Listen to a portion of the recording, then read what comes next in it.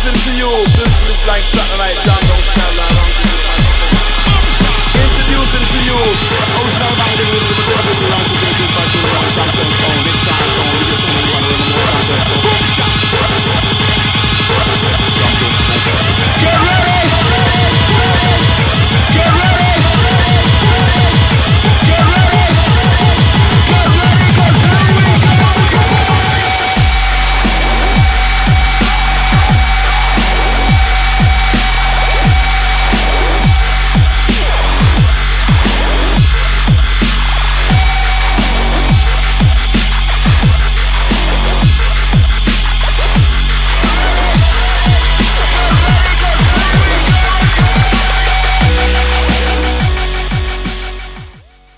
Hi, welcome back to the ITV Live presents the DJ Sessions, where we feature the best DJs from around the world. I'm your host, Bass Rock, and I'm here with... What's up, Steve Aoki? Exactly. So you're here on the tour with Borgore and Waka Flocka Flame. That seems like kind of a random pairing. How did that come to be? Well, about like 6 months ago, I did this bus tour with Kendrick Lamar. We mainly focused on the East Coast, and I always wanted to do a tour where it was multi-genred, you know, it like brings a whole new element to the show. It feels more like a festival, you know. It feels like, you know, but like, trust me, I love playing with other DJs. I love it, but I wanted to like do something different, you know, change the flow up, change the game up a bit with this tour, when we were looking into like hip hop artists, Waka Flocka was definitely one of the highest names on the list because his energy and his interaction with the crowd was really similar to mine. You know, I wanted to do someone with an artist that's turning up and going crazy, you know, on stage, and he's got a really live show. So that really works well on this tour. And Borgore, when he moved to LA, we became really good friends and started writing some music together, and he just became really close. His whole team, the Borgore team, became really close with the Dimmock team. And you know, putting out his EP just came out, and he brings a whole new other element with bass culture and his sound, all that. So it's cool. You get like 3 different kind of genres. I mean, with dance music, it's such a wide space of music. So you have all these different kinds of genres that people follow. So. You know, I'm really happy to be touring with these 2 guys, and then Pharrell on there as well adds a whole other prestigious element to the tour. And then the Dimmock artists that are on different legs of the tour, they have their own sound and bring on their own culture too. And like on this particular show, Botneck is opening, and Botneck are Canadians that are like actually like changing the game right now. They just did a remix for bootleg remix for Animals that everyone's been playing. It's just like the monster drop that they wrote. It's funny because it's like a bootleg, and it's like I've been hearing it everywhere I go. That's cool. Well, I know along with all the artists you also have a wide array of visuals. I saw on YouTube video that some of the stage visuals that Cryoman did, where your stage actually comes alive and you've got people actually playing parts of your stage. Explain kind of what went into that and some of the other visuals you have. Well, I mean, I've been doing, for my stage show, when I do crazy show, I'm known to interact with my crowds. So, like I've been caking people since 2011. I brought the rafts, you know, back in 2009. So for like 2013, I feel like every 2 years I wanted to bring in some new element. So this new element was teaming up with Cryoman and introducing what I'm calling neon nature technology, which is based around my next album, and which is coming next year. And it's, you know, involving these robots that come to life. You know, like some appendages that I'm wearing like involve cryo and LED and some new state-of-the-art, you know, one-of-a-kind technology that I'm introducing on this tour. So yeah, it's like, you know, we have a big production on this run. It's you know, we have a semi carrying the production. There's 5 buses on this tour. It's a hefty production. Yeah. Well, yeah, I mean, like you said, you're known for being a stuntman. What do you think the craziest thing you've done so far is in terms of interacting with the crowd or something that's happened during a show? Uh, I'm a lot safer than I was when I was younger. No holds barred. But I still like will do some balcony dives, depending on if it's safe. But I've done a couple on this tour. But I'll do it on a bed, an inflatable bed. So because it's not just about my safety; it's about the crowd safety. I want to make sure that no one gets hurt. On these things. Especially when you throw those cakes. The cakes, yeah. We there's a sound check and there's also a cake check. So we gotta test our cakes too. Make sure the cakes are up to the Aoki approval code. Like the whole point of the cake is like to blast someone in the face, but make it not hurt. Yeah. It might hurt, so you're getting slapped in the face with the cake. You get a free cake. Yeah, but the last thing I want to do is like hurt, like give a black eye or something. It's like they're not hard. We want to make sure they're soft, make sure they're like, they're not. You get kicked in the face, but also it's like getting hit in the pillow with the face. Yeah. Hey, I'm a camera guy. I just gotta ask, how does the cake tester get paid on tour with you, man? It's he's my tour manager. It's part of his job, man. Yeah. We've turned down cakes before. We're like, nah. We have our rider. It's been leaked, so people have seen it. It's been majorly updated, so that rider has not been leaked. But anyways, the new rider, we're trying to be very specific about. Like, we want to do height. Height is important because if I'm like throwing it pretty like hard and like it's a cushion and we want it to spray, like I call it cake brains, when like the cake just explodes and I also think about the radius blast. I don't want to get like whoever gets cake, I want like everyone around them to get blasted too. So good radius blast, with the cake brains all over the place. You should have crash testers coming in from like Maserati to do this. Yeah, we don't need testers. We got the crowd, man. The crowd that wants the cake, man. Like people in the front row usually know what's up now. It took a while though. I've been caking people for a long time. It really feels like longer than 2 years, but I mean now it's like everyone got it. In the beginning, some people were confused, and then I only focused on people that really wanted it. So it took a while, but then it's funny. The internet's crazy because people from all the way from Hungary want the cake. And you see signs from Belgium to Japan to Australia to India. I'm like, wow, people know about South Africa. Yeah. I mean, and you had that one cake toss that was, I think your longest one was about 80 feet. That's pretty far. Did you ever play sports when you were younger or something? I threw out my arm, so I can't do those lobs anymore. I threw out my shoulder, so I can't do that. Yeah. That's still a pretty good throw. Well, yeah. I mean, moving on to production, you said you got this album coming out, the Neon album. Tell us a little more about that. Neon Future is my second album, follow-up to Wonderland, and hopefully it'll come out like May, June, but I don't want to give a month date because it's still not done yet, but it's close, and I'm trying to get it done.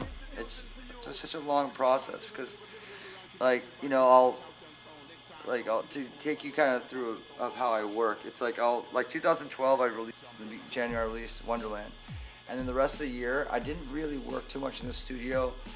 I finished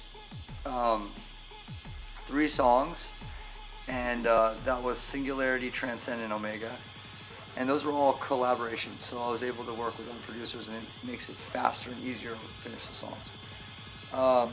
For Neon Future, I probably wrote over 100, 200 loops, different riffs or melodies or rhythms, whatever it might be. And then what I do is I take all that, and then I just went into hibernation mode. Not hibernation mode, isolation mode. Yeah. And I brought my studio into the mountains, and I just with no distraction, just kind of piecemealing everything together, and, forming them into actual songs. And then that was January of this year, and that was the same time I started writing the collaboration with Linkin Park. So there's a lot of different things going on there, and then I spent the greater part of it just fine-tuning the records with vocalists, which is a whole other process. Yeah. You know, you're writing the song, and then you write it towards an artist, and then all of a sudden they can't do it, so there's someone else, and then you kind of tailor it to them. So you have to like change it up, and trying to do new stuff and work with artists that have not worked with dance music so much. So it's actually even harder. So it's more of a challenge. Yeah.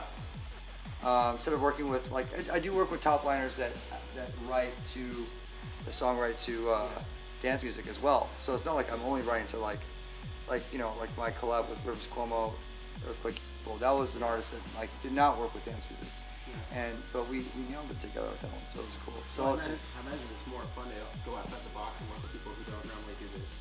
yeah, and plus like I come from the rock world, so like, you know, I did a session with Beth Ditto from the Gossip just recently. I did a session with Empire of the Sun just recently. Those are both really interesting collaborations. Just got a studio with Fall Out Boy, which is a great collab. And then like on the hip hop side of things, like Snoop and Machine Gun Kelly, Mac Miller, Waka Flocka, and Will Black. I'm not sure if Super Black or Will Am. But Linkin Park, we're working on a new one.